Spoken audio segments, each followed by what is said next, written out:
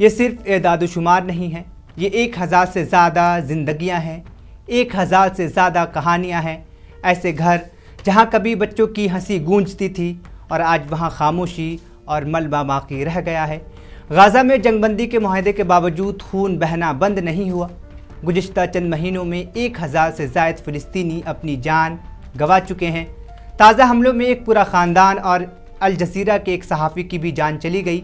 Reports के मुताबिक सफ़ादी ख़ानदान के घर को फ़िज़ाई हमले में निशाना बनाया गया, जिसमें बच्चों समेत ख़ानदान के कई अफराद हलाक हो गए। गाज़ा के लोगों का सबसे बड़ा सवाल यही है, अगर जंगबंदी मौजूद है तो फिर मासूम ख़ानदान क्यों ख़त्म हो रहे हैं? अगर दुनिया के पास इंसानी हुकूक और आलमी क़वानीन के बड़े बड़े दावे हैं तो फिर गाज़ा के बच्चों के आंसू कौन देखेगा? लेकिन एक आम इंसान के दिल में एक ही सवाल पैदा होता है, आखिर एक माँ अपने बच्चों को कहाँ ले जाए जब उसके घर की दीवारें भी महफूज ना रहे?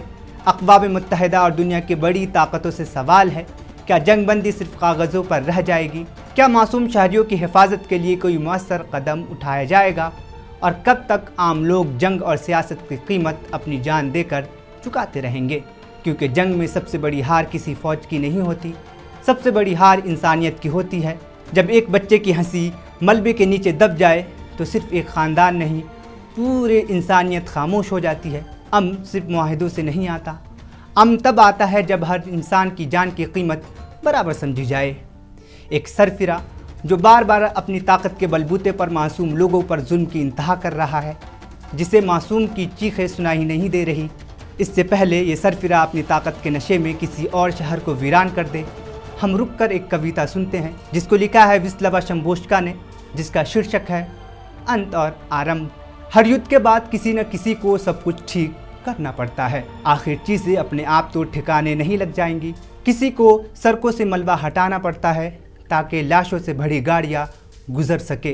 कोई भारी कदमों से चलता चला जाता है, कीचड़ और राख से होते हुए, सोफों के स्प्रिंग कांच के टुकड़ों और खून सने कपड़ों से बचते हुए किसी को घसीट कर लाना होता है। एक खंभा गिरती दीवारों से टिकाने के लिए किसी को खिड़कियों में कांच लगाने होते हैं, चौखट में दरवाज़ा लगाना होता है। कोई फोटोग्राफर मुस्कुराने के लिए नहीं कहता, बरसों तक सभी कैमरे किसी और मोर्चे पर चले गए हैं। फिर से बनाने हैं पुल और रेलवे स्टेशन, इसके लिए चीथड़े हुए कमीज़ों को आस्तीन चढ़ानी होगी। कोई हाथ में झाड़ू लिए याद करता है कैसे हुआ ये सब, और कोई सुनता है हिलाते हुए अपना सर जो किसी तरह साबुत रह गया है। लेकिन बाकी सब दौड़ धूप में लगे हैं, किस कदर बोरियत से भरे हुए हैं।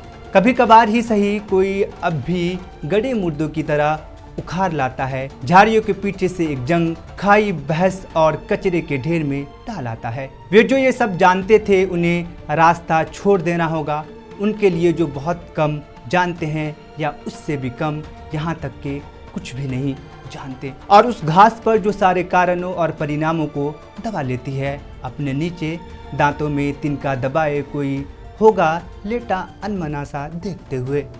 बादलों का बिखर जाना, बादलों का बिखर जाना।